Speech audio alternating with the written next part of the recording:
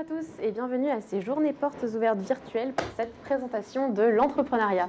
Je suis Émiline, élève en 3e année du cycle ingénieur polytechnicien et je suis aujourd'hui en compagnie de Nicolas Cruau, polytechnicien cofondateur de la start-up Néolith. Bonjour Nicolas. Et de Sébastien Barnier, responsable du réseau des startups à l'école polytechnique. Donc, bonjour à tous les deux et merci d'être présents aujourd'hui. Nous vous rappelons que ces intervenants sont en visioconférence car toutes les mesures sont mises en place sur ce plateau pour garantir la santé et la sécurité de tous dans le contexte sanitaire actuel. Afin de mieux comprendre et découvrir l'entrepreneuriat à l'école polytechnique, je vous laisse tout de suite visionner un court reportage à ce sujet et nous nous retrouvons juste après pour une séquence de questions-réponses en direct. Welcome to the DRAI-X Novation Center. Located in the heart of the campus, it is a 5,000 square meters building dedicated to innovation and entrepreneurship. Let's begin with X-Up, the incubator of the DRAI-X. X-Up is an intensive training program over 6 months that's aimed at supporting early-stage deep tech startups. We have more than 40 workshops and we have one coach per startup that supports our businessmen to develop very fast their project during the acceleration program. We have also 40 workshops on different areas like technology, business, sales and marketing, and communication.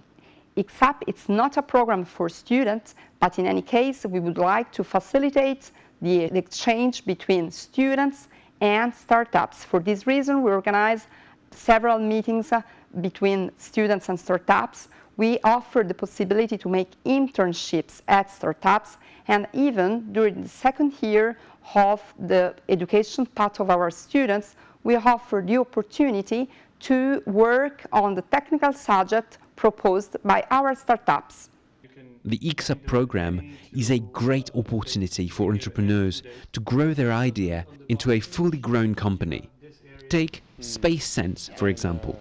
We are the two co-founders of SpaceSense. At SpaceSense, we bring insights from satellite imagery available to everyone with the help of artificial intelligence. We use space data for Earth to help in agriculture, environment, climate change, and also for governments to make efficient policies. And we joined the incubator of École Polytechnique after being here students in the Master of Entrepreneurship. And it really helped us improve our product, and it also gave us a very good access to the Spatial Student Center, which was very beneficial for us. And now, thanks to the support, we have raised funds and we are hiring our first employees. But the DRAI-X isn't only about early deep tech startups. Maybe you're a more mature company and you want to be part of the Plateau de Saclay International Scientific and Innovation Hub. Then you could be part of X-Tech. And there is more. Whatever you need, there is a program for you in the DRAI-X Innovation Center. You'll be taken care of every step of the way. Let's say you want to build a prototype. You can do that too with XFab. XFab is a prototyping space specialized in digital fabrication, thanks to more than 30 numerically controlled machines. It is also certified as Fab Lab.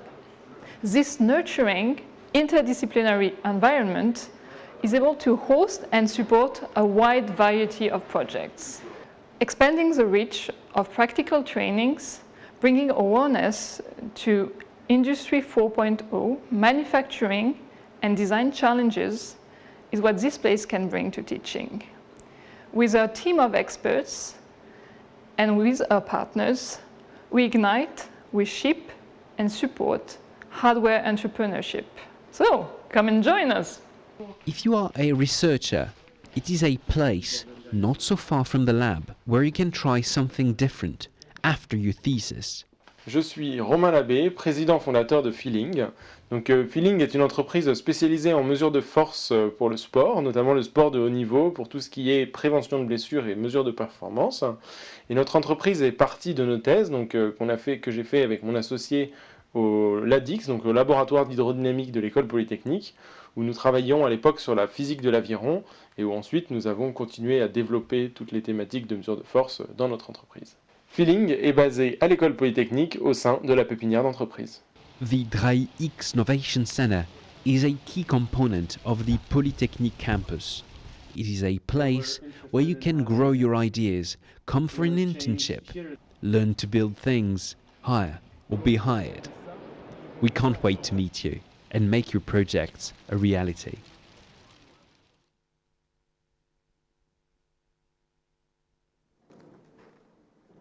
De retour sur le plateau, n'hésitez pas à poser toutes vos questions dans le chat, nous y répondrons dans une seconde. Pour le moment, Sébastien, rebonjour. Après l'enseignement et la recherche, l'entrepreneuriat et l'innovation sont le troisième pilier stratégique de l'école polytechnique. Plusieurs programmes sont proposés, comme nous avons pu le voir dans le reportage. Concrètement, si je suis un jeune entrepreneur, que peut m'apporter l'X ? L'X peut apporter énormément de choses, effectivement, à travers le centre d'entrepreneuriat. La fibre entrepreneur DRAI-X Innovation Center, c'est 5 axes. Le premier, c'est un incubateur X-Up d'entreprises early stage technologiques, un programme de 6 mois intensif où on va challenger les entrepreneurs sur des thématiques business, sur des thématiques marché, sur des thématiques tech, sur des thématiques savoir-être entrepreneurial. Le deuxième, c'est effectivement un hébergement d'entreprises un peu plus matures via la pépinière d'entreprise X-Tech sur des sujets tout aussi technologiques. Le troisième, c'est l'espace de prototypage X-Fab, 1000 m² d'espace de prototypage, 3 experts internationaux. Le quatrième, c'est ce qu'on appelle l'Open Innovation via le programme X-Corporate qui permet d'intégrer des partenaires corporate et une partie de leur équipe qui viennent durant 2, 3, 4, 5 ans, tout dépend du partenariat, pour pouvoir accélérer leur processus d'innovation et travailler de manière transversale. Et enfin, le dernier, c'est la passerelle avec les étudiants. L'objectif étant effectivement d'aider les étudiants dans leur démarche entrepreneuriale, de susciter des vocations. Au sein du centre d'entrepreneuriat, certaines associations de l'école, qu'on appelle des binets, ont leurs locaux. On a notamment l'association étudiante liée à la robotique. On a également l'association étudiante liée au centre spatial. On travaille également avec le binet développement durable et l'association étudiante dédiée à l'entrepreneuriat qui travaille sur leurs projets technologiques, qui travaille effectivement sur de la robotique, qui travaille à organiser des événements autour de l'entrepreneuriat quand le contexte s'y prête. Donc c'est en 5 ans, c'est un peu plus de 2000 personnes qui ont été formées au Fab Lab, étudiants, chercheurs, entrepreneurs. C'est 88 entreprises qui ont été accompagnées à travers les programmes X-Up et X-Tech. C'est 5000 m² dédiés à l'entrepreneuriat. C'est plusieurs partenariats d'Open Innovation.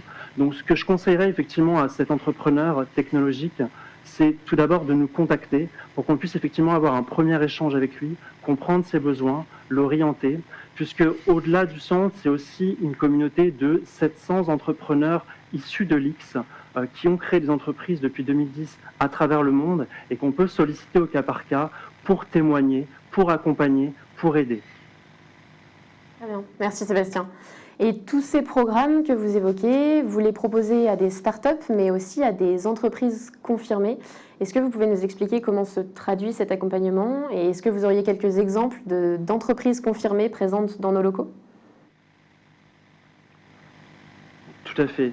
Via la pépinière X-Tech Booster, nous hébergeons au sein du lieu une trentaine d'entreprises sur des sujets extrêmement technologiques, qui soient des chercheurs qui veulent faire maturer leur projet vers l'entrepreneuriat et qui souhaitent héberger naturellement leur projet et leur entreprise au sein de la pépinière X-Tech.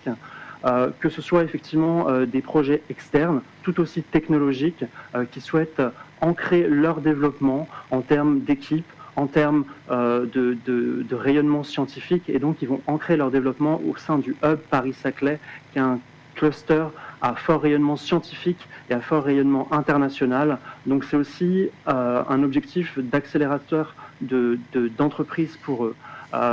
Comme mentionné dans la vidéo qu'on a vue juste avant, on voyait effectivement Romain de Feeling expliquer son projet, son entreprise. Lui, il a effectivement fait une thèse au sein des laboratoires de l'école polytechnique, qu'il a transformé en accompagnement au sein de XUP, l'incubateur de start-up. Et enfin, il héberge actuellement son entreprise 2 ans après sa création au sein d'Xtech. Je pense également à l'entreprise Exotrail, qui a été hébergée au sein de la pépinière Xtech durant 1 an et demi. Ils sont arrivés chez nous en 2017, ils étaient 4. Au bout d'1 an et demi, ils sont repartis à 20 personnes, 6 millions de fonds levés, et désormais ils sont basés à Massy-Palaiseau, puisqu'ils viennent récemment d'annoncer une levée de 11 millions d'euros. Donc c'est des projets très technologiques. Exotrail, en l'occurrence, c'est un projet de propulseur de mini-satellites.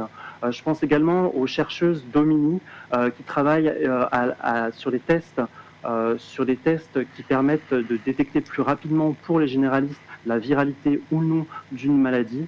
Donc c'est vraiment à la fois des projets et des entreprises qui hébergent et qui sont sur des stades d'avancement un peu plus matures. Et l'idée, c'est aussi qu'ils puissent s'entraider et échanger entre eux pour se donner des conseils, des bonnes pratiques, des bons contacts.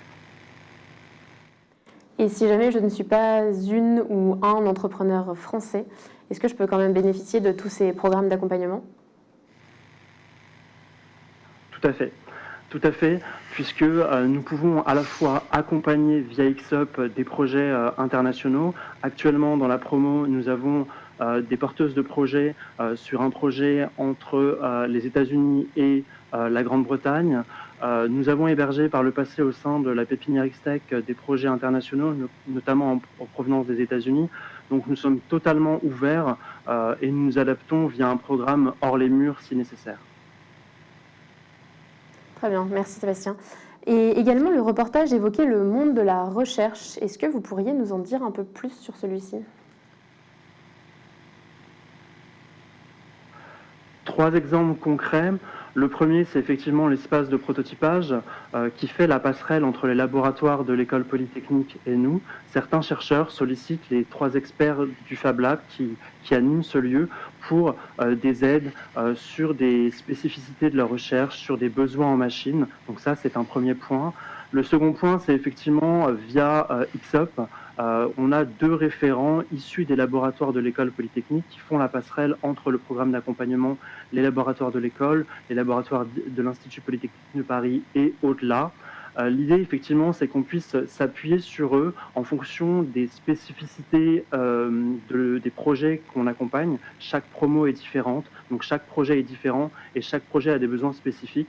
Pour les plus technologiques et ceux qui auraient besoin de contact avec les laboratoires, on s'appuie sur ces 2 référents pour aller chercher le bon contact, la bonne personne, la bonne expertise au sein des laboratoires de l'école, de l'Institut Polytechnique de Paris ou d'ailleurs, pouvoir accompagner le projet. Et le 3e point, c'est effectivement que de manière totalement naturelle, on est totalement légitime à accompagner des projets issus des laboratoires.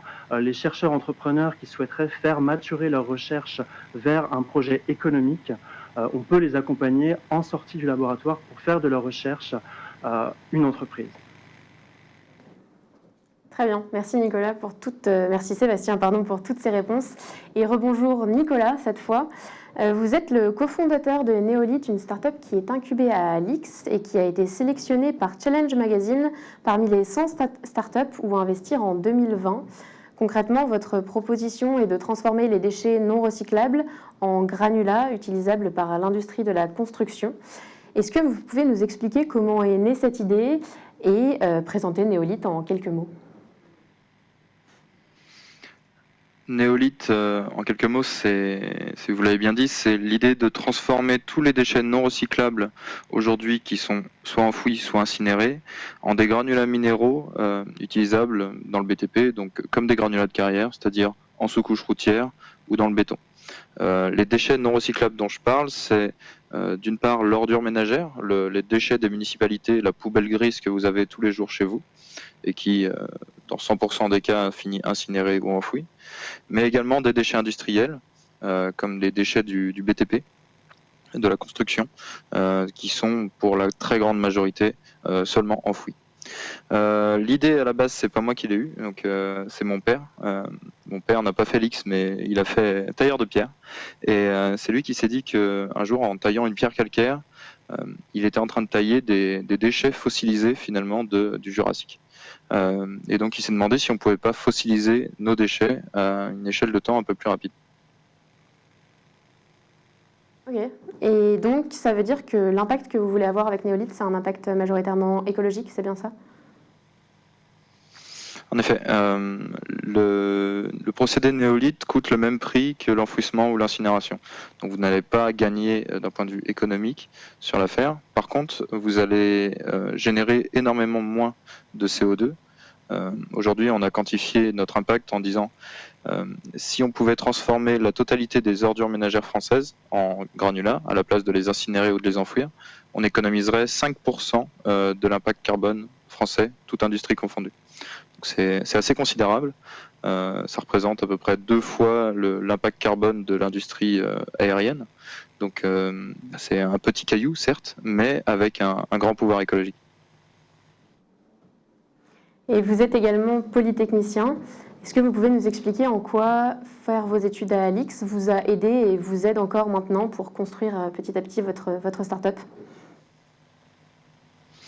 Ma startup est très liée à Alix parce que, donc d'une part, moi j'ai lancé la startup Néolith lorsque j'étais en 2e année à l'école. Au moment où je l'ai lancé, j'ai été voir, comme l'a dit Sébastien, les équipes du DRAI pour discuter avec eux, pour voir comment ils pouvaient m'aider et surtout essayer de m'expliquer comment monter une startup parce que finalement, j'étais pas très vieux. Et ensuite, en passant en 3e année à l'école, j'ai suivi le master entrepreneuriat de Bruno Martineau, qui m'a en fait appris toutes les étapes du déroulement d'une startup, donc comment la créer, comment lever des fonds, comment établir son business model et chercher des équipes. Et ensuite, lors de mon stage de 3e année, qui normalement doit se faire dans un établissement de recherche, l'école m'a permis de le faire dans ma propre startup. Et donc là, j'ai été incubé au X-Up pour une période de 6 mois. Donc depuis, nous on est parti des murs de l'école, on s'est installé à côté d'Angers, mais on est très souvent sollicité via le réseau de Polytechnique pour pitcher, pour rencontrer des financiers. Aujourd'hui, moi, la grande majorité de mes investisseurs sont des anciens élèves de l'école que j'ai pu adresser grâce à la communication de l'école. Et une grande partie de mes premiers clients sont également je les ai également connus grâce au réseau des alumni de l'école Polytechnique. À ce propos, Sébastien, il me semble que vous l'évoquiez tout à l'heure, des membres externes qui sont ensuite venus dans les locaux de l'école, mais est-ce que vous nous confirmez qu'il n'est pas nécessaire d'avoir fait ses études à l'X pour pouvoir être incubé à l'école Polytechnique? Je vous confirme effectivement que le seul critère qui nous intéresse, c'est la technologie et c'est des projets technologiques portés par des polytechniciens ou non. On est vraiment ouvert à tous les porteurs de projets et toutes les entreprises. Et Nicolas, il me semble que vous avez été incubé à l'X l'an dernier. En quoi cette incubation vous a-t-elle aidé? L'incubation à l'X, c'est vraiment un peu le b.a.-ba pour monter sa startup. On participe à pas mal d'ateliers, que ce soit des ateliers tech ou des ateliers plus administratifs ou financement. On est également suivi par l'équipe en elle-même, qui nous apporte beaucoup de conseils et qui nous permet de prendre du recul sur notre technologie et sur notre projet. On est soutenu pour avoir de la visibilité. On nous emmène dans des salons. Moi, j'avais fait le salon Vivatech l'année dernière, où j'avais gagné un concours qui m'avait apporté beaucoup de publicité, notamment dans les médias. À la fin du programme, on est également amené à pitcher devant à peu près une trentaine d'investisseurs lors du Demo Day.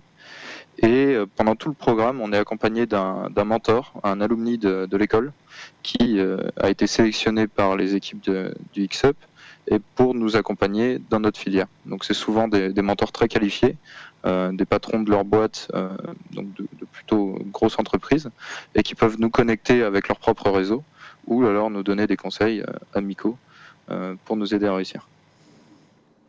Très bien.